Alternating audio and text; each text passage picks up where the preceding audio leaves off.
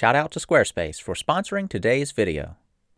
Welcome back, everybody. Glad you could join me. I have decided I need to come up with a master plan to get this house finished. It's been dragging, and I've been getting things going on that have really been reminding me that I need to have this thing done. It's sort of a liability in the sense of it's just taking so much of my time from things I could do just strictly for enjoyment and other projects I need to be moving on to. Basically, stuff's starting to pile up. My plan: I am going to take one room at a time and work on that room until it is done and the floor is swept clean and ready for the inspector. Before I get started, let's do a quick overview of the house just to kind of see where I'm at. And then I think I'm going to start in the upstairs front bedroom. Down here in the living room, mainly, I just need to get this room emptied out, take care of some final little drywall backing issues, and I think connect the circuit for this room to the breaker box. I just basically need to run a wire from that one down to the box and get that connected. In the stairwell, just need to do some drywall backing here, little framing up in here for drywall, and then complete what I did at the top of the steps. Other than that, I think this room's ready to roll. Dining room, drywall backing, and it will need, obviously, insulation. Right here, need to fix that where I widened this doorway, so I'll just cut that out and fill that in with something.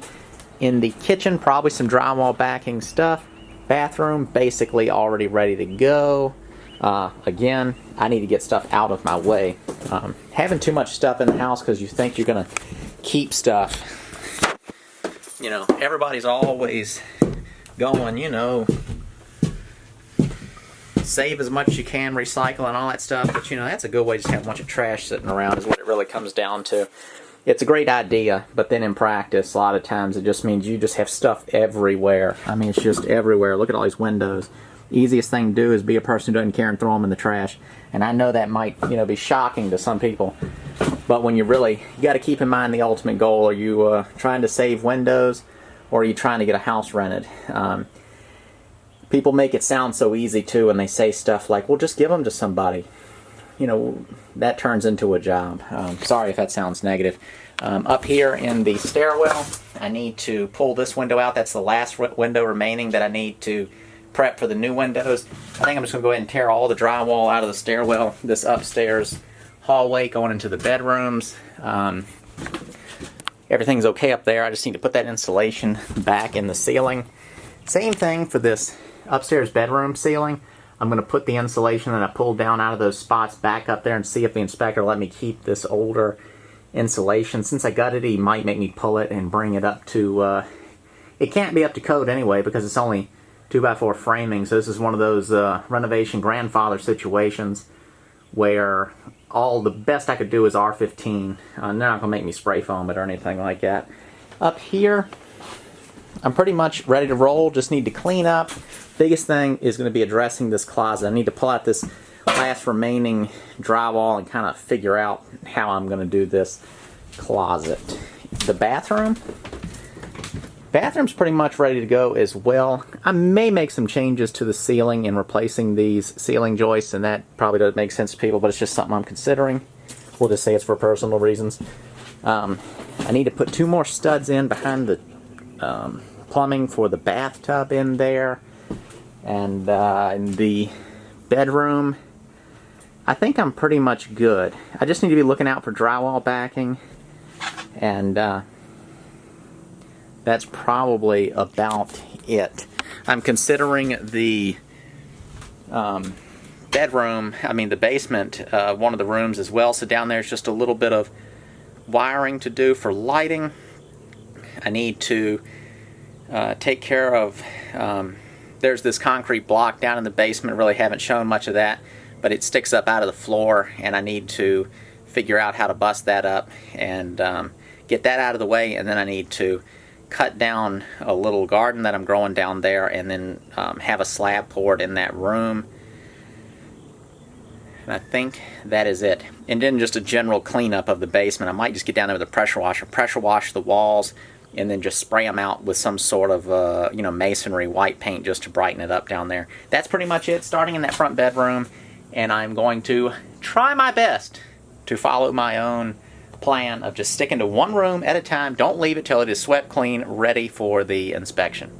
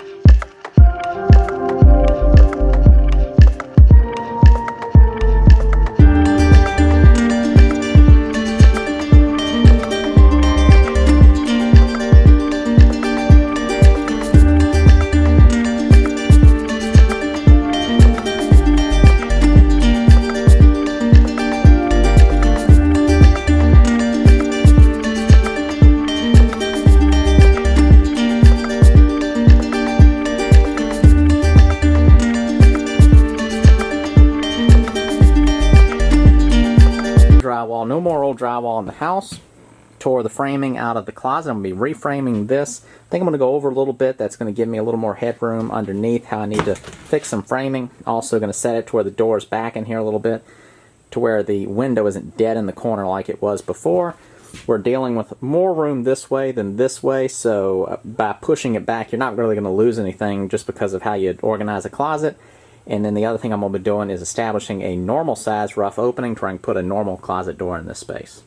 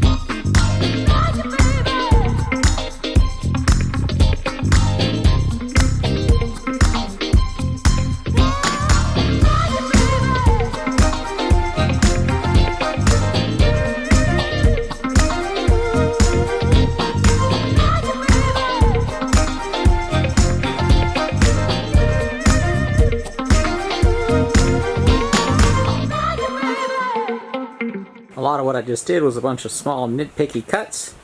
So I just got it done. I'm going to show you now everything to kind of box in this upper area. So none of this up here is structural. It's just framing in to form the nailing surface for the drywall, which will make up the closet.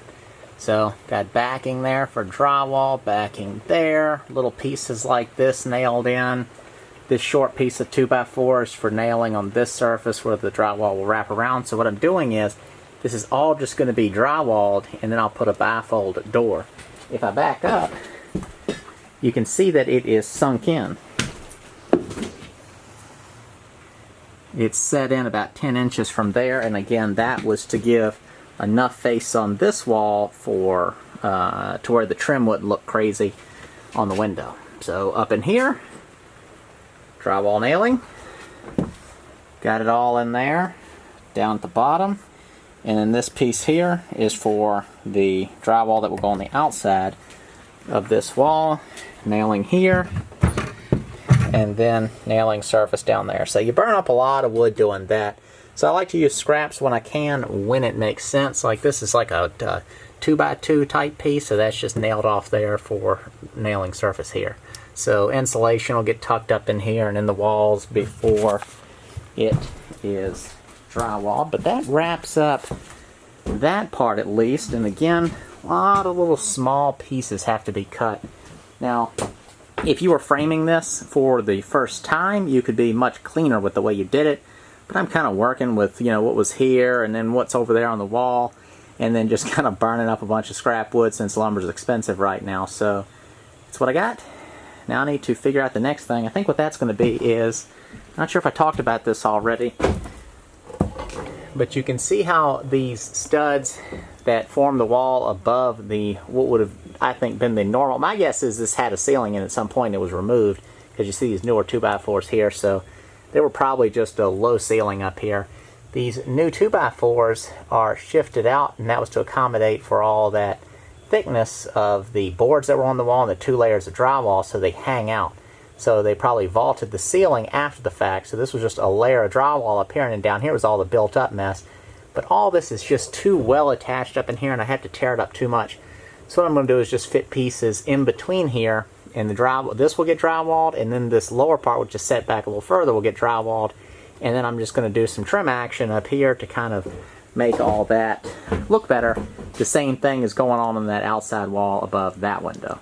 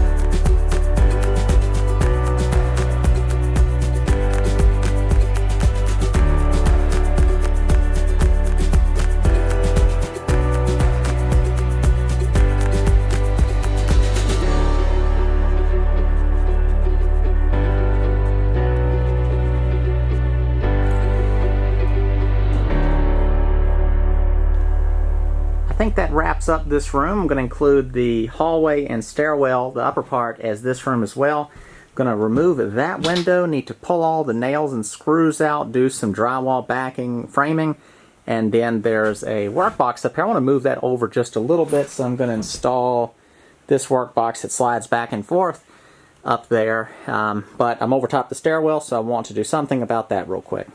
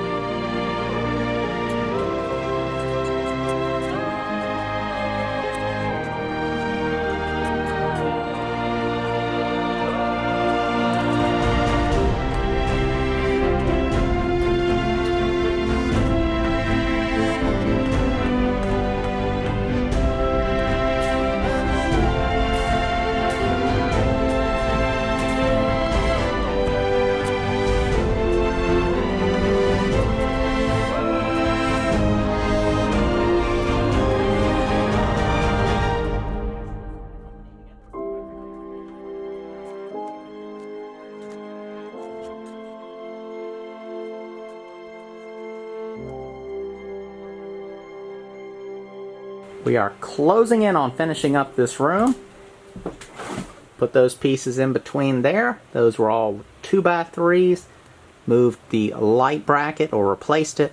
Next up, pulling this window out, and for doing so I'll just sawzall it out and then reframe the rough opening.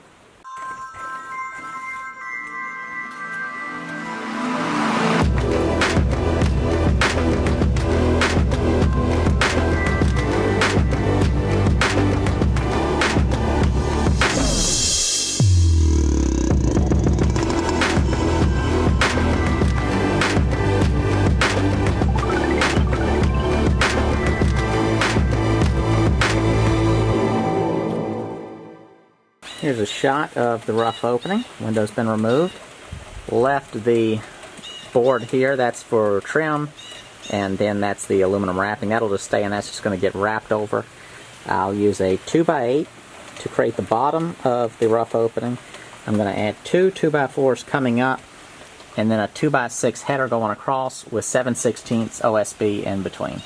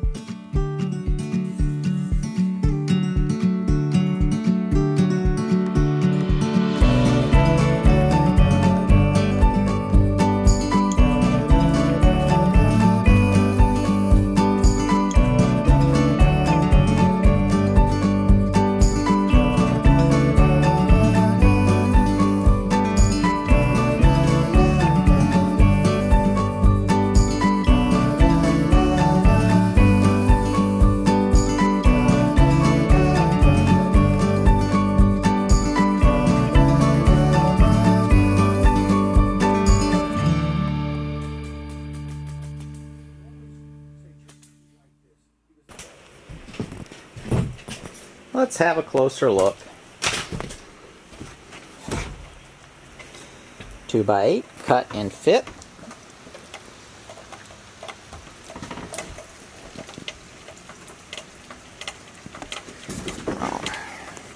And you can see how it sticks out past that, so the window will be mounted, and then the aluminum will wrap out and probably just be tucked in beside this little piece of channel there.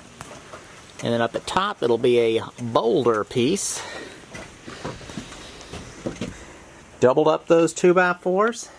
And when I'm doing this, this is just a tip for doing a lot of this type of stuff where you need to jam in something, reframing doorways and whatnot, is that you get the header tacked up in place, then stick the first one in. And oftentimes, in a situation where you lack a header, there's a little curve right here. So when you hammer this one up in place, this one will be gapped down. In this case, it was about a 1/2 inch. So I just went ahead and jammed these in there real tight. And then what I do, as I measure from the bottom up to the very top. And then I know a 2x6 is 5.5 inches. So I just subtract 5.5 inches, and then that tells you how long this board's going to end up being. And then when you hammer it up into place, it just jacks that one right exactly where it needs to be. So I hope that made sense. What you avoid doing is having to measure from here to the bottom of the header, which again is hanging down because this is curved, and then having to measure this tiny space and add some teeny little fraction to what you're doing. And sometimes it's just you're in awkward positions and stuff. So again, just measure from the bottom up to the top, and then subtract the size of your header or whatever it is you're fitting in place, and that's how long this is.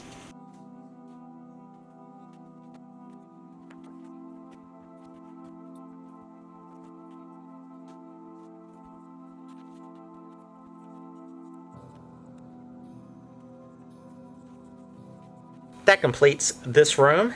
The first room to get finished in regards to my first inspection, which is the rough end, which I need to have done ASAP. To review what we did in the video, all the demolition on this side of the room, so that was the drywall for the stairwell, the closet, reframing it, doing a little work in the hallway with the demolition, the window, rough opening, those little blocks up top on both ends, and then some little trivial things here and there for drywall backing. So pleased to get this one room done. Liking my plan of sticking to one room at a time. Up next is the room on this other side of the wall, the only other bedroom in the house, and then the bathroom. And fortunately, I will be able to use this room for doing all of my cutting and storing of 2x4, so I'll be able to just get all that junk out of those rooms, out of the house, either thrown away or just put somewhere else to where it's just wide open and makes for a faster pace getting those rooms done. Well, that brings this video to an end, but marks the start of the next one. I'm about to go inside and get working in the back bedroom, do all the normal stuff, checking the links in the description below to my book, The Cash Contract, but also the first link to Squarespace, the sponsor of this video. Thank you. Squarespace gives people a powerful and beautiful online platform from which to create your website. Be among the growing community of makers and creatives who choose Squarespace to express their creative visions. Squarespace has the tools you need to get your business off the ground, including e-commerce templates, inventory management, a simple checkout process, and secure payments. Whatever you sell, Squarespace has the merchandising features to make your products look their best online. Every design automatically includes a unique mobile experience that matches the overall style of your website, so your content will look great on every device, every time. If desired, you can disable the mobile view from your website manager. Go to squarespace.com for a free trial, and when you're ready to launch, go to squarespace.com/homematehome to save 10% off your first purchase of a website or domain. Thanks again to Squarespace for sponsoring this video.